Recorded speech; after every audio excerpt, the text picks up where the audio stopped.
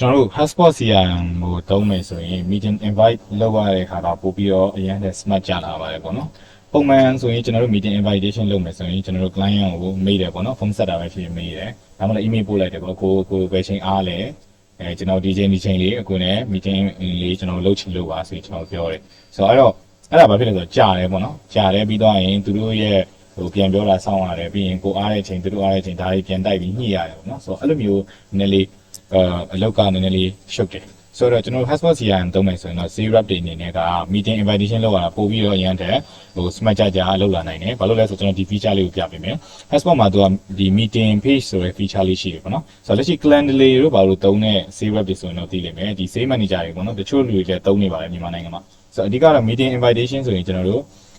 ဒီ link လေးကိုကျွန်တော်ပို့လိုက်တယ်ပေါ့နော်ကျွန်တော် client နဲ့ meeting ဖိုင်မယ်ဆိုအခုအားတဲ့အချိန်လေးကိုဒီ link လေးထဲမှာကျွန်တော် book လုပ်ပြီးလို့ရတာပေါ့အဲ့ဒါဆိုရင်ဒီမှာ client ကသူအားတဲ့အချိန်သူရွေးတယ်ပေါ့ဥပမာ2နာရီပေါ့ရွေးတယ်ပြီးတော့ရင်သူ့ရဲ့နာမည်ကျွန်တော်ပြီးရင်ဒီမှာ email တွေပြီးရင်သူ company name တွေပါလေသူထည့်မယ်ပေါ့နော်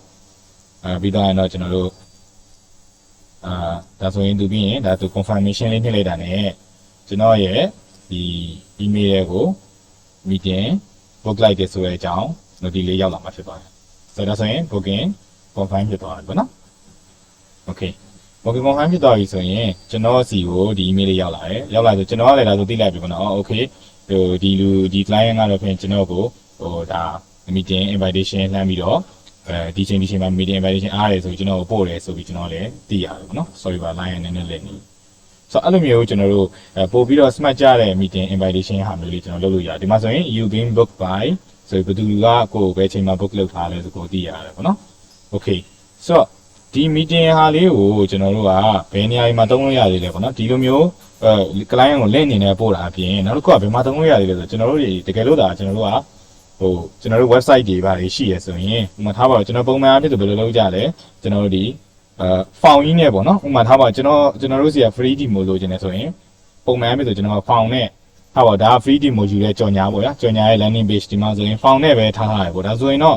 found ရဲ့အားနည်းချက်ကကြတော့သူက real time မဖြစ်ဘူးပေါ့နော်ဘယ်လိုပြောမလဲဒီမှာကျွန်တော် submit လုပ်လိုက်တယ် data submit လုပ်လိုက်ရင်ဟိုဘက်က save rep စီကိုမေးရောက်သွားတယ်ပြီးရင်သူကတခါအဲ့ဒီ mail ကိုကြည့်ပြီးတော့မှကျွန်တော်ပြန်ပြီးဖုန်းဆက်ပြီးတော့အခုပဲချိန်အားလဲထုံးစံတိုင်းပြန်ချင်းရတာပေါ့နော်ဆိုတော့ဒီလိုမျိုးကျွန်တော် found နဲ့လုပ်မဲ့စားကျွန်တော်တို့ကခုန meeting page တာကျွန်တော်တို့သုံးမယ်ဆိုရင် HubSpot meeting page တာသုံးမယ်ဆိုကျွန်တော်တို့ကဒီမှာကျွန်တော်ရဲ့ meeting ဟာလေးကိုတခါလေးထည့်ပေးလိုက်လို့ရတယ်ဆိုတော့ဒီမှာ free demo လိုချင်တဲ့သူကဒီကြော်ညာတွေဖတ်လာဒီစာတွေကြည့်လာပြီးအောက်မှာတခါလေးကျွန်တော်ရဲ့ demo ယူမယ်ဆိုအချိန်ကိုတခါလေး book လိုက်ခြင်းအပြင်ကျွန်တော်တို့က customer နဲ့ကျွန်တော်တို့ကြားမှာ conversion rate တွေပိုပြီးမြင့်တက်စေတယ်ပေါ့နော် salesman နေနဲ့ဆိုလဲဒါတခါလေးတေချာသွားတာပေါ့ meeting ကပုံမှန်ဆိုကျွန်တော် form ဖြစ်ပြီးရင် meeting book တာဘာညာလဲဆိုမတေချာဘူးဒီမှာဆိုရင်တော့ဒါclient ကသူလုံးဝတေချာမှသာလျင်သူဒီမှာ meeting ကို booking လုပ်မှာပေါ့နော်ဆိုတော့အဲ့တော့ကျွန်တော်တို့ save rep တွေအနေနဲ့ meeting ကိုကျွန်တော် smart ကြ invitation လုပ်ဖို့နောက်ပြီးကျွန်တော်တို့ client အနေနဲ့ demo တွေ smart ကြပြဖို့ဆိုရင်တော့ကျွန်တော်တို့ HubSpot CRM သုံးဖို့လိုတယ် HubSpot နဲ့ဆိုရင်တော့ဒါတွေလောက်ရတဲ့အားလုံးက so easy ပေါ့နော်